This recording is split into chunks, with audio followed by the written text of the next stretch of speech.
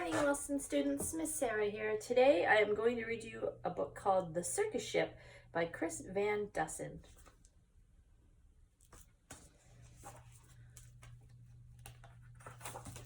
These pages are sticky.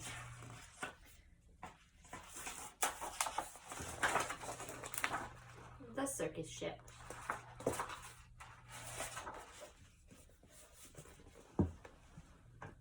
There's the ship. There's the water and some birds. 5 miles off the coast of Maine and slightly overdue, a circus ship was steaming south in fog as thick as stew.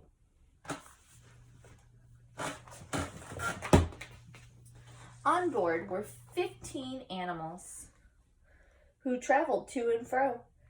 The next day, it was Boston for another circus show. Do you know where Boston is? It's in Massachusetts, the state just below us here in New Hampshire. I don't know if Boston has a circus anymore. They used to, though. The captain, Mr. Carrington, was honest and sincere. He thought that they should drop the hook and wait for things to clear. He's looking out the window. But Mr. Payne, the circus boss, was terribly demanding. He stomped up to the helm where Captain Carrington was standing and screamed, "Don't stop! Keep going! I have a show to do. Just get me down to Boston town tomorrow, sir. By 2. Ooh, he's not being very polite, is he?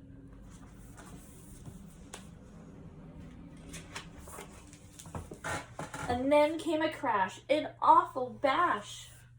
Things flew into the air. The ship had smashed into a ledge that no one knew was there. Oh no, look at all the animals go flying. That's so sad. I hope they're all okay. The shattered ship began to tip, then sank without a sound. The splashing, thrashing animals swam round and round and round. So the ship is gone. But it looks like all the animals are okay, just swimming in the water.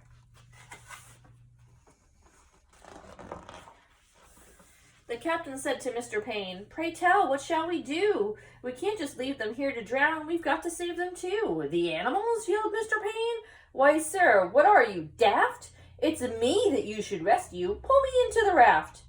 "Now ferry me to safety, sir, before I die of cold." "Don't question me," barked Mr. Payne. "Just do as you are told." Oh no. Would you save the animals?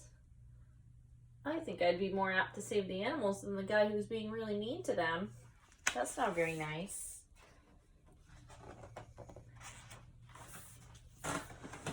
Through chilly water all night long, the animals swam on until they reached an island beach just before the dawn.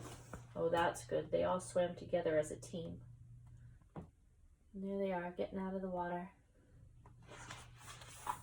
They pulled themselves up on the shore, bedraggled, cold and beat, then staggered to the village on weary, wobbly feet. Oh no. If you saw all these animals come into your town, would you be scared? I don't think they might scare the village people. Let's see. Oh no, look at that guy sitting up out of bed. Let's see what happens next. The people in the neighborhood had just begun to rise, and when they saw those animals, they had to rub their eyes. They thought they saw an elephant. But wait, how could that be? And what's that little monkey doing up in our cherry tree?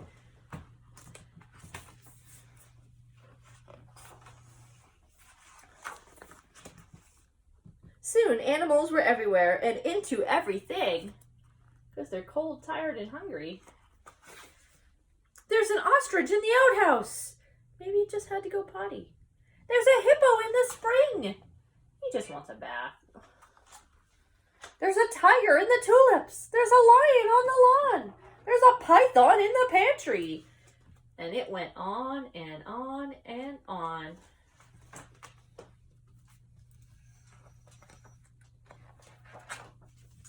Mr. Hood was stacking wood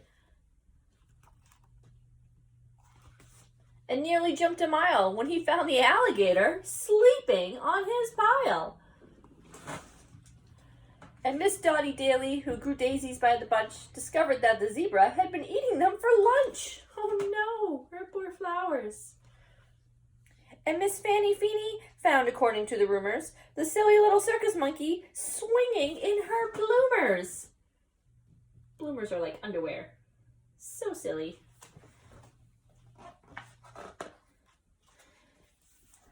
But everything changed quickly, like the churning of a tide, the night the Abbott's shed caught fire with Emma Rose inside. Oh no. From high above the Abbott's farm, the tiger saw the shed. The sight of smoke and fire triggered something in his head. He jumped through the flames 1,000 times and back in his circus days. So he ran past all the people, and he leapt into the blaze. He's such a brave tiger. Look at him go. It's just like the little circles they have them jump through. And everybody panicked. Help! Help! What can we do? From the raging fire, something big burst into view. It was the most amazing sight, and everybody froze. And then they saw the tiger saving little Emma Rose. There she is. She's like, yay, I'm riding the kitty.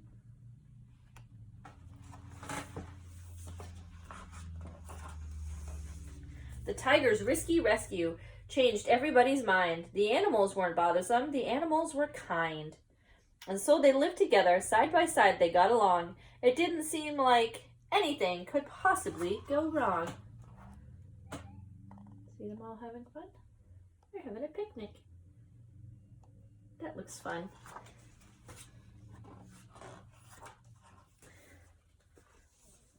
Then Little Red, the messenger, came running with the word. Apparently a circus ship had sunk, from what he'd heard. The animals are from that boat. They swam in from the bay. The greedy owner wants them back. He'll be here any day. So the people called a meeting, and they quickly hatched a plan. No animal that came ashore would sail off with that man. They know that the circus man was mean, so the townspeople are going to protect the animals. That makes me happy.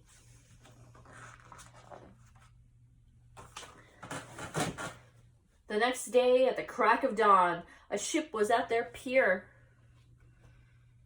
Up the lane marched Mr. Payne, whose voice was loud and clear. I am the circus owner. My ship sank in the murk. I've come to find my animals and put them back to work. Look how mean he looks. See how they drew him so much bigger?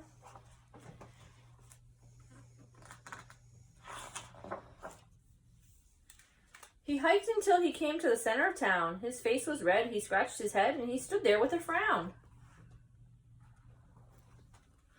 Mr. Payne looked high and low, but still couldn't see the 15 circus animals of his menagerie. Do you see any of them? Let's see if we can find some together. Who's that? Is that a baby or is that a monkey? Oh, maybe there's one there. Is the camel hiding in the dirt? Let's see, where is the... There's a bear on a bicycle.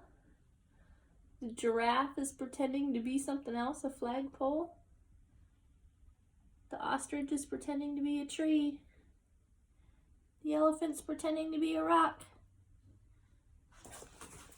They hit them really good. Let's see, do I see any others? Oh, I missed the tiger. The tiger is standing in front of the sheet. He blends in.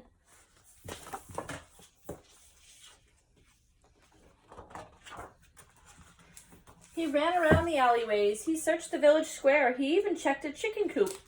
His animals just weren't there. Mr. Payne was tuckered out, his heavy chest a-heaving. Then Little Red stepped up and said, I think your boat is leaving. Uh-oh. Better hurry off, mister. Don't come back. He ran off in a fit of rage. His ship was leaving sight, so he jumped into a rowboat and he rowed with all his might. Bye.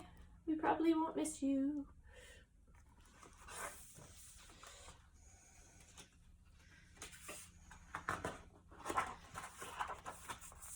And from that day, They like to say their lives were free of pain in a happy, peaceful place upon that island up in Maine. It's a play on word, free from pain. The man's name's not spelt the same way that you would spell the regular word. It means they're living happy and free. The end. I hope you enjoyed the circus ship with me. Have a great day, Wilson students. Woo!